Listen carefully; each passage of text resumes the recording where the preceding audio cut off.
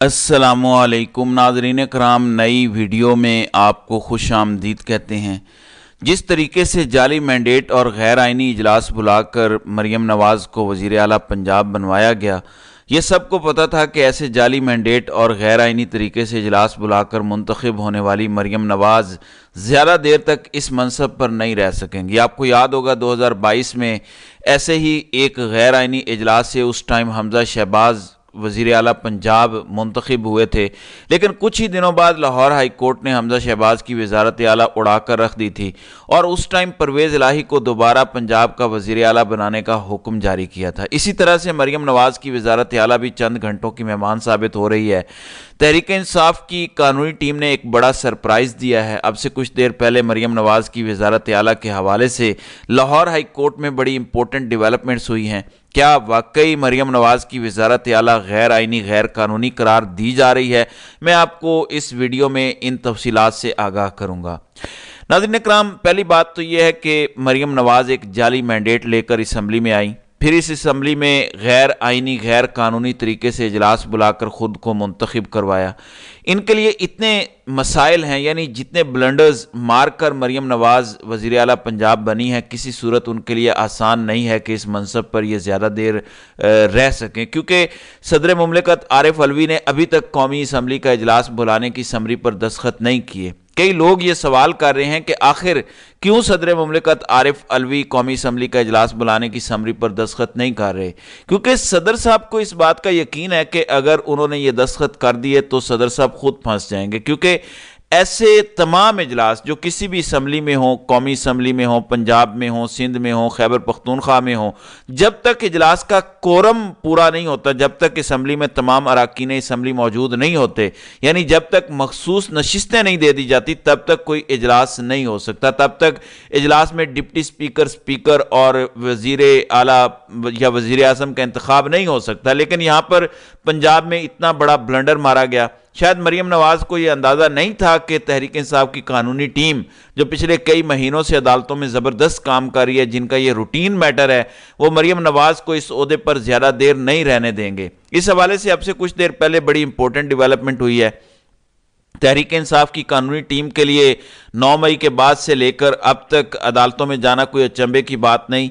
ये मरीम नवाज़ और इस हुकूमत के लिए बड़े मसाइल होंगे, क्योंकि रोज़ाना की बुनियाद पर उनको अदालतों में जाना पड़ेगा, रोज़ाना की बुनियाद पर उनको अदालतों में हाज़िरियाँ देनी पड़ेंगी, क्योंकि जिस तरीके से ब्लंडर मार के ये मुंतखब हो रहे हैं, किसी सूरत तहरीक इंसाफ की कानूनी टीम इनको जाने नहीं देगी। किसी तरीके से तहरीक इंसाफ की कानूनी टीम इनको अदालतों में सुरखरू नहीं होने देगी। इस हवाले से आज तहरीक इंसाफ ने एक बहुत बड़ा प्लान तरतीब दिया।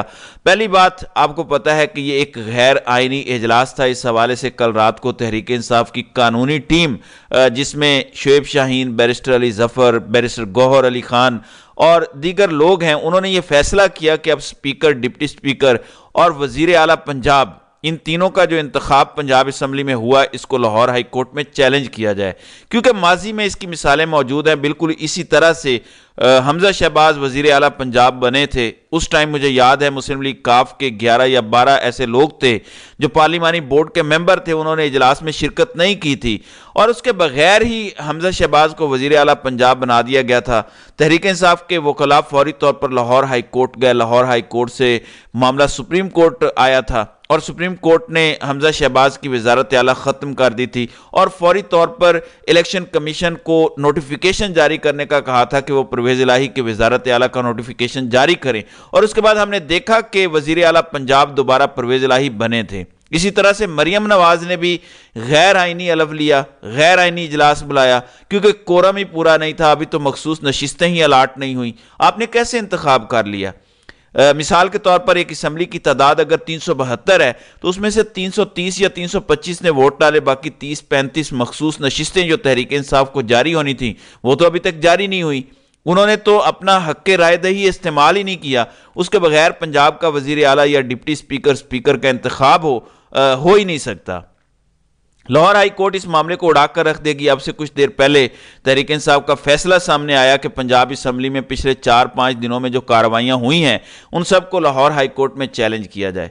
ناظرین اکرام، سبھی کے ذہن میں یہ سوال ہوگا کہ جہاں تمام تر عدالتیں مینج ہیں، جہاں پر تمام تر چیزیں انڈر کنٹرول ہیں، وہاں پر مریم نواز کی نااہلی کیسے ہوگی؟ وہاں پر مریم نواز کی وزارت اعلیٰ ختم کیسے ہوگی؟ جن لوگوں نے جعلی مینڈیٹ دے کر مریم نواز کو اسمبلی میں پہنچایا، پھر ایک غیر آئینی اجلاس بلا کر مریم نواز کو وزیر اعلیٰ بنایا، وہ اتنی آسانی سے مریم نواز کو نااہل کیسے ہونے دیں گے؟ میں آپ کو بتا دوں، کچھ قانونی تقاضے ہوتے ہیں جن کو مد نظر رکھتے ہوئے ججز فیصلہ کرتے ہیں۔ جہاں پر کوئی قانونی گنجائش ہی نہ مل رہی ہو، جہاں پر اتنا قانونی سکم ہو کہ چاہتے نہ چاہتے ججز کو فیصلہ دینا پڑ جاتا ہے۔ مثلا 2022 میں جب آرمی چیف جنرل باجوہ کا مکمل کنٹرول تھا، وہ بھی یہی چاہتے تھے کہ پنجاب میں حمزہ شہباز کی وزارت اعلیٰ رہے، لیکن رہی نہیں۔ واپس پرویز الہی پنجاب کے وزیر اعلیٰ بنے کیونکہ کوئی قانونی گنجائش ہی نہیں تھی۔ حمزہ شہباز کی وزارت اعلیٰ میں بھی اتنے قانونی سکم تھے، اتنے بلنڈرز تھے کہ لاہور ہائی کورٹ کے ججز نے چاہتے نہ چاہتے حمزہ شہباز کی وزارت اعلیٰ ختم کی۔ اسی طریقے سے اسی پیٹرن کو مد نظر رکھتے ہوئے تحریک انصاف کی قانونی ٹیم اس معاملے کو دوبارہ لاہور ہائی کورٹ لے جا رہی ہے، اور مجھے پتہ ہے اس کے بعد یہ معاملہ سپریم کورٹ لے کر جانے کی بھی تیاری مکمل ہو چکی ہے، کیونکہ آج کے بعد سے آپ کو تحریک انصاف کی قانونی ٹیم دوبارہ عدالتوں میں ایکٹیو نظر آئے گی۔ جو لوگ یہ کہہ رہے تھے کہ ان تمام تر معاملات کو دوبارہ عدالتوں میں کیوں نہیں لایا جا رہا، اب سے آپ کو دوبارہ عدالتی محاذ گرم نظر آئے گا۔ آپ کو دوبارہ عدالتوں سے بڑی خبریں، بڑے فیصلے آتے دکھائی دیں گے، کیونکہ یہ زیادہ دیر تک معاملہ چل نہیں سکتا۔ جتنی جلد بازی میں مریم نواز کو وزیر اعلیٰ بنوایا گیا، جتنے بلنڈرز مار کر مریم بی بی کو وزارت اعلیٰ کے منصب پر بٹھایا گیا ہے، انہوں نے زیادہ دیر یہاں پر رہنا نہیں ہے۔ آپ دیکھیں گے یہ فوراً پتلی گلی سے فرار ہوں گی۔ خود مریم نواز کو بھی پتا ہے کہ پہلے تو وہ جعلی مینڈیٹ پر آئی ہیں، یعنی PP 159 لاہور سے مہر شرافت علی نے ان کو ہرا دیا۔ دوسرا، انہوں نے غیر آئینی اجلاس بلا کر اپنے آپ کو وزیر اعلیٰ منتخب کروایا۔ میں نے کل بھی اس پر بات کی تھی کہ یہ غیر آئینی اجلاس اس لیے بلایا گیا کیونکہ یہ خوف زدہ ہے کہ اگر وہ تمام تحریک انصاف کی سیاسی رہنمائیں جو اس وقت جیلوں میں موجود ہیں پچھلے 9-10 مہینوں سے، اگر وہ آ گئی اسمبلی میں تو ہمارے ساتھ کیا ہوگا؟ یعنی ڈاکٹر یاسمین راشد، صنم جاوید، عالیہ حمزہ، طیبہ راجہ، یہ وہ خواتین ہیں جن کو تحریک انصاف نے مخصوص نشستوں پر پنجاب اسمبلی پہنچانا ہے، اور مریم نواز کے لیے ان تمام خواتین کا نام ہی ایک ڈراؤنا خواب ہے۔ اسی وجہ سے غیر آئینی کام کیا گیا، غیر آئینی قدم اٹھایا گیا، لیکن ان خواتین سیاسی رہنماؤں کا سامنا مریم نواز نہیں کر سکی۔ اب تحریک انصاف عدالتوں میں جا رہی ہے۔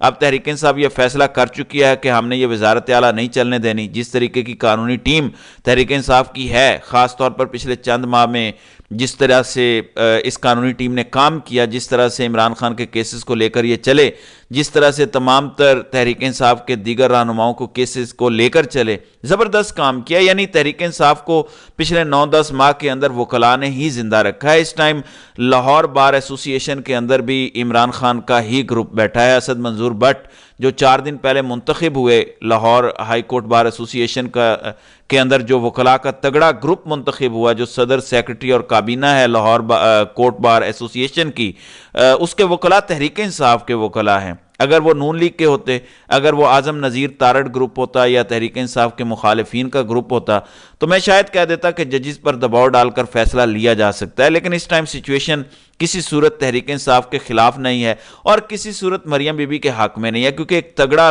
گروپ لاہور ہائی کورٹ میں آ چکا ہے جو اب اس پورے کیس کی پیروی کرے گا، پہرا دے گا اس پر، اور روزانہ کی بنیاد پر عدالتوں میں جا کر دیکھے گا کہ ججز قانون کے مطابق فیصلہ دے رہے ہیں یا نہیں۔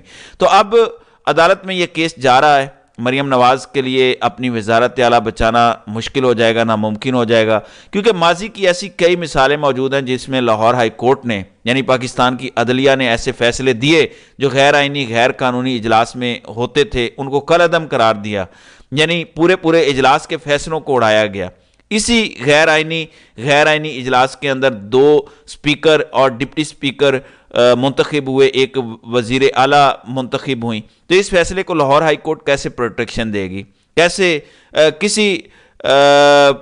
میرے خیال میں مریم نواز کے لیے بچنا ناممکن ہوگا۔ پھر PP 159 والا معاملہ جہاں سے مریم نواز الیکشن ہاری ہیں، وہ معاملہ تو ابھی کھلنا ہے، وہ معاملہ بھی ایپلیٹ ٹریبیونل میں پڑا ہے، الیکشن کمیشن آف پاکستان میں پڑا ہے۔ 3-4 دن پہلے میں نے آپ کو بتایا تھا کہ مہر شرافت علی پورا پلان کر چکے ہیں کہ عالمی میڈیا کو تمام تر فارم 45 پھر تمام تر عالمی اداروں کو، پاکستان میں موجود تمام تر عدالتوں، سپریم کورٹ سمیت تمام عدالتوں کو وہ اپنے فارم 45 دکھانے کو تیار ہیں۔ اگر مریم نواز یہ سوچ رہی تھی کہ ان کے لیے یہ پھولوں کا سیج ہوگا، پروٹوکول لے کر وہ ایک جگہ سے دوسری جگہ پھرتی ہوں گی اور پھرتی رہیں گی اور واہ واہ بلے بلے ہوگی، تو ایسا کچھ نہیں ہونے جا رہا۔ بس آپ انتظار کریں، اگلے کچھ ہی دنوں میں بہت بڑا فیصلہ آ سکتا ہے۔ تو ناظرین کرام، آپ کی اس ویڈیو کے حوالے سے کیا رائے ہے؟ آپ اپنی رائے کا اظہار کمنٹ سیکشن میں ضرور کیجئے گا۔